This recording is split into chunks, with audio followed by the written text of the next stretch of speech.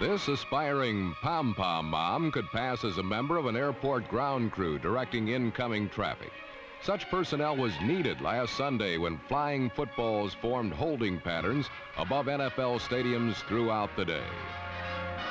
The Chargers, with Captain Dan Fouts at the controls, took off smoothly at Denver's Mile High Stadium. But Fouts soon found the skies less than friendly.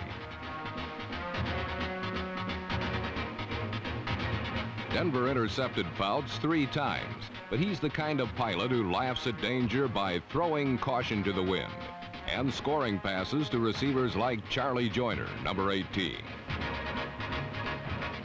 To counter Fouts, Matt Robinson tried to get the Broncos airborne, but thanks to defensive linemen such as John Lee, number 69, Robinson's plans remain stillborn.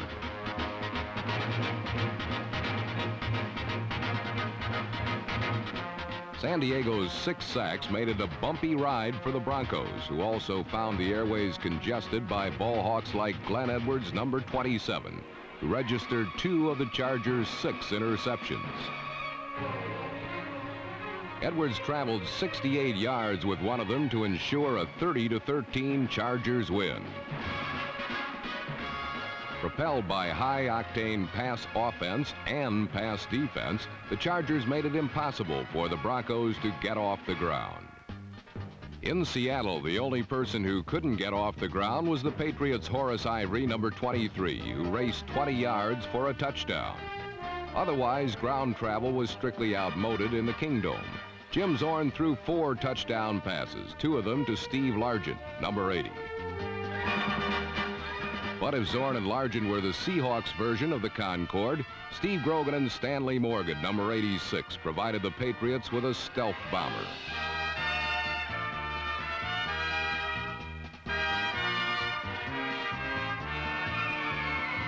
Grogan had 3 scoring passes, and Morgan was on the receiving end of 2 of them. They were the only passes he caught in the game, and they were worth 108 yards.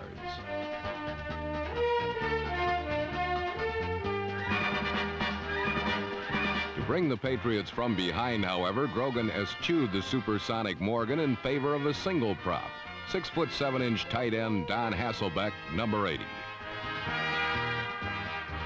Thus, the Patriots emerged 37-31 winners in a contest of stratospheric dimensions.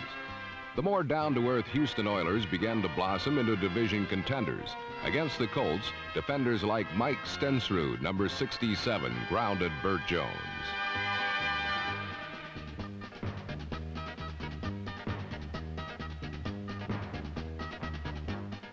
Crafty Ken Stabler's aerial route was more successful. His short tosses scrambled the Colts' pass coverage. In marked contrast to high-flying bombardiers Fouts, Zorn, and Grogan, Stabler's touchdown pass to Rich Castor, number 88, seemed like muffled fireworks, but they were loud enough to spark a 21-16 victory. On the NFL's banner afternoon of passing, the resurgent 49ers came to Shea Stadium with their usual flight plan of dump passes to running backs. But Steve DeBerg showed that there's room on the 49ers itinerary for long passes to wide receivers. Freddie Solomon, number 88, was the recipient of the 38-yard touchdown. And when co-pilot Joe Montana took over the controls, the 49ers maintained their dizzying heights.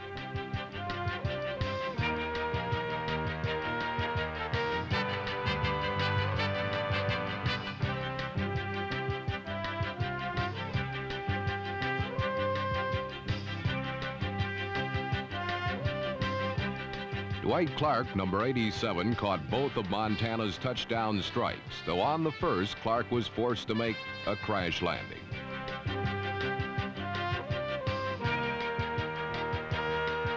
The contest became an aerial circus when Richard Todd finally got the Jets off the runway.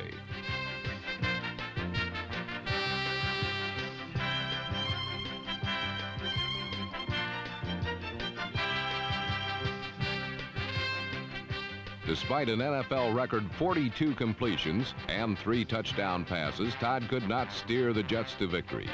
DeBerg and the 49ers proved that they were the ultimate masters of the air with a 37-27 victory.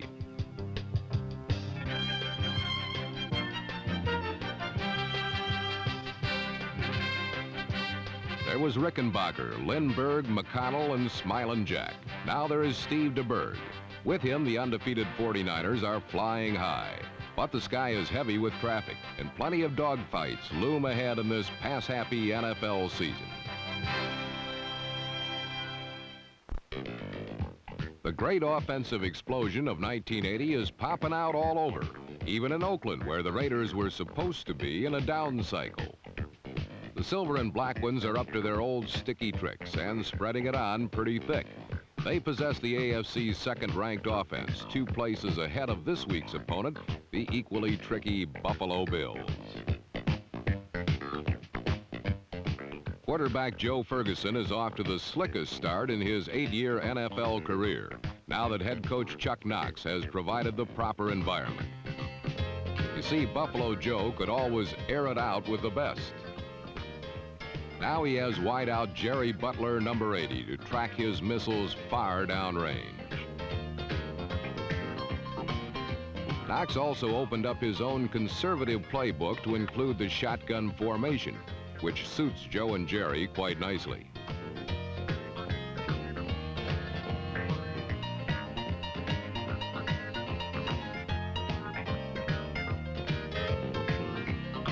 After adjusting to 3 different head coaches during his career in Buffalo, Ferguson finally seems at ease and for the first time is calling his own plays.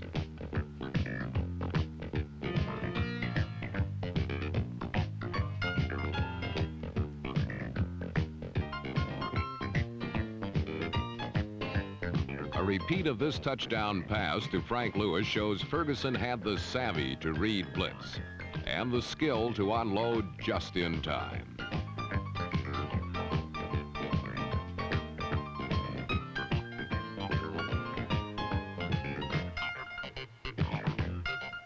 The Oakland offense, under the direction of former Houston Oilers quarterback Dan Pastorini, has been picking up blitzes pretty well itself this season.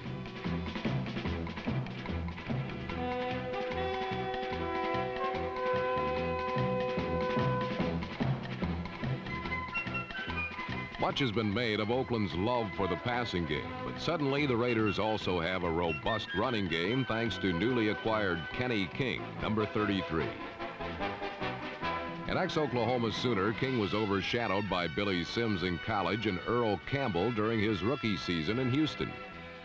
Now King leads the AFC in rushing, but Buffalo has an even bigger ground game surprise.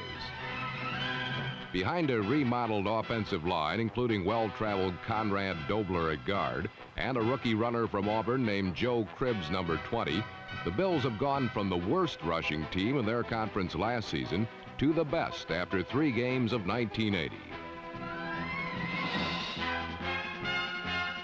Last week against the New Orleans Saints, the talented and tenacious Cribbs slashed for 2 touchdowns and added yet another warhead to Ferguson's growing air arsenal, the play pass.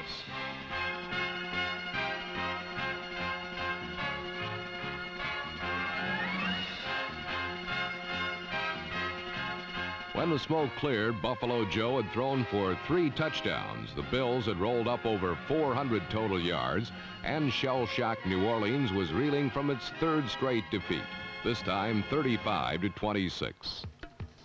Meanwhile, out in Oakland, the Raiders were teeing off on the Washington Redskins. Oakland entered the game leading the AFC in sacks, and behind giant John Matusak, number 72, they rolled up 5 more against the Redskins. The Raider defense has surpassed expectations, including the play of Phil Villapiano's replacement at linebacker, Jeff Barnes, number 56. Here, Barnes strips a Redskin sweep of its blockers, allowing Raider pursuit to reach the ball carrier. Raider defense held Washington down early while Pastorini continued his adjustment to his new surroundings.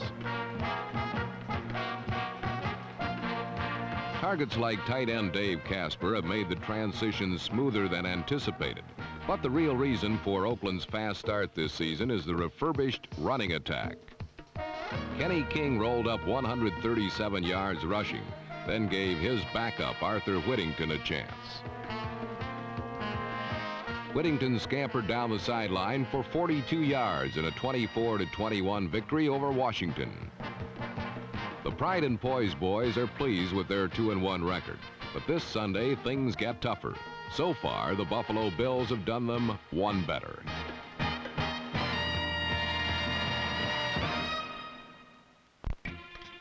A 41-20 pasting by Denver a week earlier taught Dallas a lesson in humility. Last Sunday, it appeared as if the Bucs were about to instruct a painful refresher course.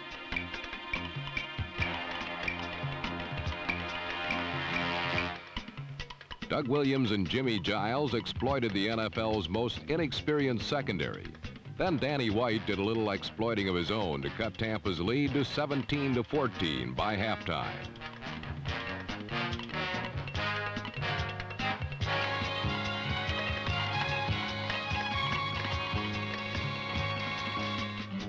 In the final 30 minutes, it was Doomsday that did the humiliating, shutting out the Bucs the rest of the way, allowing White to sparkle in his home debut as starting quarterback since the retirement of Roger Staubach.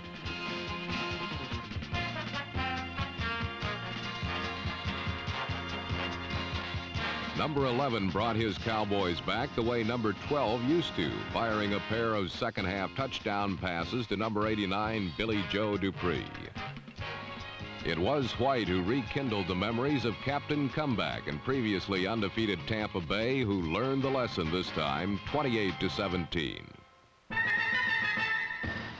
Learning a lesson is not quite the phrase when describing what the Rams did to Green Bay, or perhaps better stated, what the Packers did to themselves last week.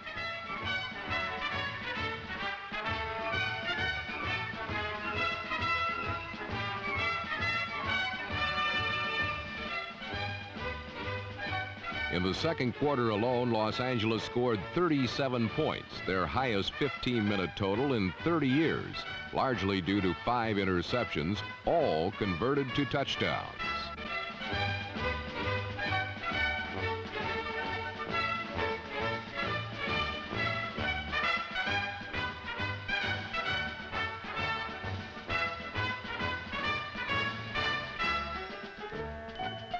Rookie Johnny Johnson raced 99 yards, the longest return of an interception in Rams history.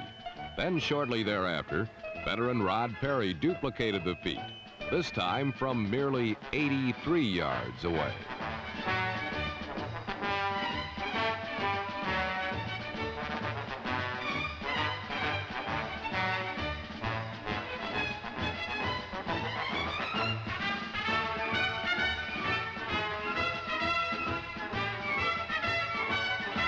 Los Angeles' scoring orgy was not totally the result of Packer pratfalls. Luck, too, aided in their nearly shorting out the Anaheim Stadium scoreboard.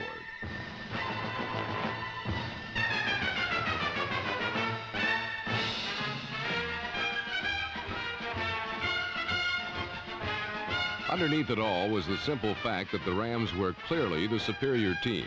The Packers were manhandled by the champions of the NFC as number 32, Cullen Bryant, blew away the last obstacle for backfield mate Elvis Peacock.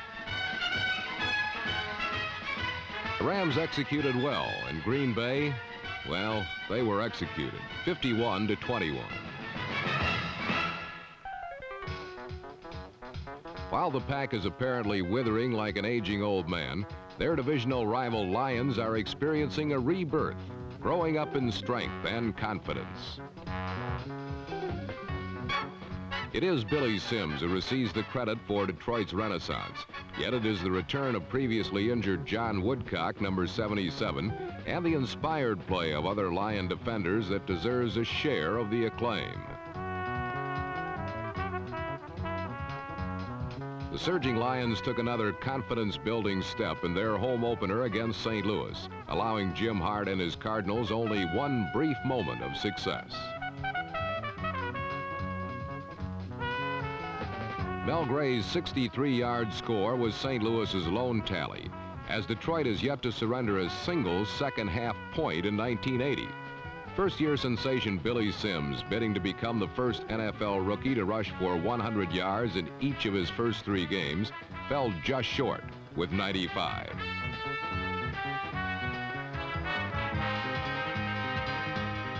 Still, Simms' clutch running was a deciding factor in Detroit's 20-7 victory. The Lions and Simms share one thing in common: the best is yet to come.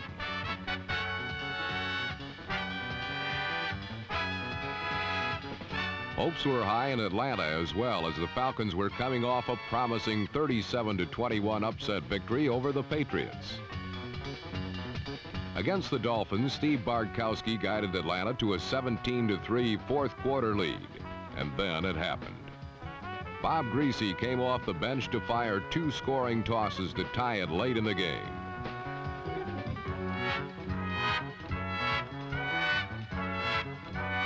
With 32 seconds left, Uwe von Schauman's 27-yard field goal gave Miami their second breathtaking victory in as many games.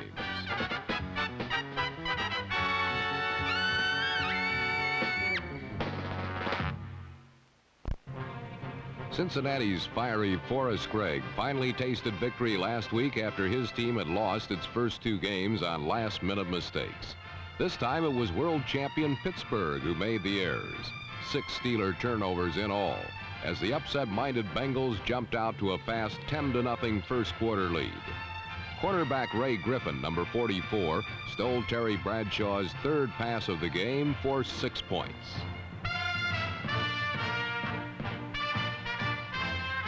But in the second period, Steeler talent and depth surfaced.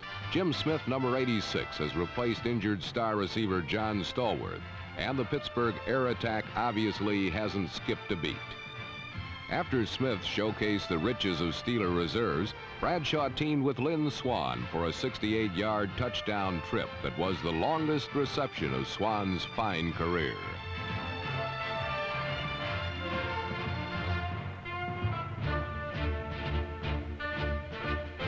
It appeared that Pittsburgh would remain undefeated, but in a wild fourth quarter, Jack Thompson, who replaced injured Ken Anderson as quarterback, led the Bengals to a field goal and 2 perfectly pinpointed touchdown passes, as Cincinnati upset Pittsburgh for the second straight year in Riverfront Stadium.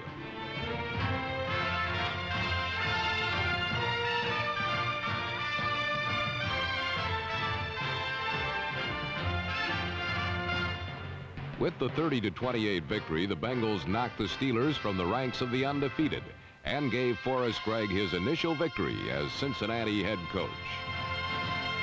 Meanwhile, division neighbor Cleveland unveiled a surprisingly stalwart defense that up to last week overshadowed its highly touted offense.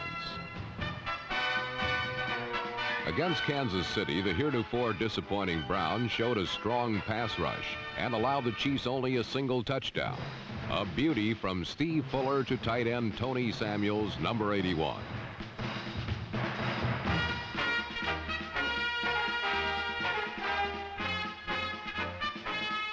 For Cleveland, Brian Sipes' 295 yards passing seemed less significant than the brilliant performance of Charles White, number 25.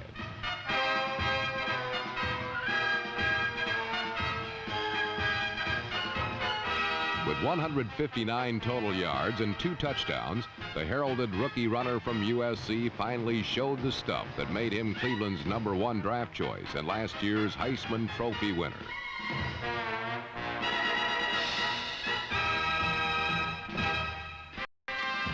Another #1 draft choice who finally emerged in the spotlight was the Vikings' Ted Brown, number 23, whose 55-yard touchdown sprint through left tackle was one of many big plays for Minnesota against the Chicago Bears.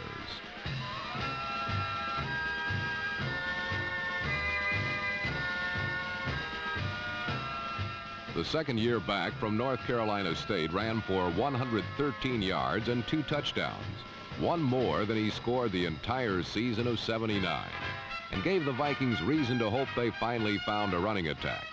Before Brown's big day, Minnesota ranked dead last in rushing in the NFC. As usual, the lethal passing partnership of Tommy Kramer to Ahmad Rashad was right on target.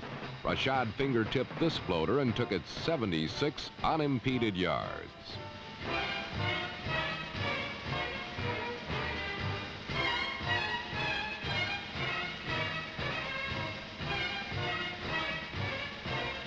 After making the playoffs last season, the Bears felt they had a solid quarterback in Mike Phipps, but his showing last Sunday was hardly a winning one.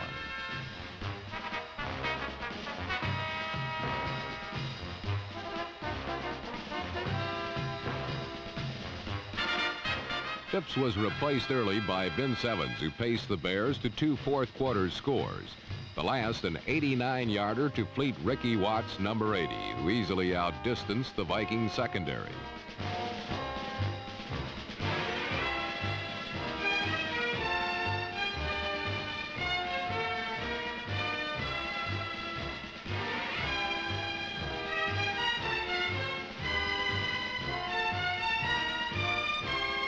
But for Chicago, it was much too little, way too late, as Minnesota bounced back with a vengeance from a blowout by Philadelphia 2 weeks ago by trouncing arch-rival Chicago 34-14.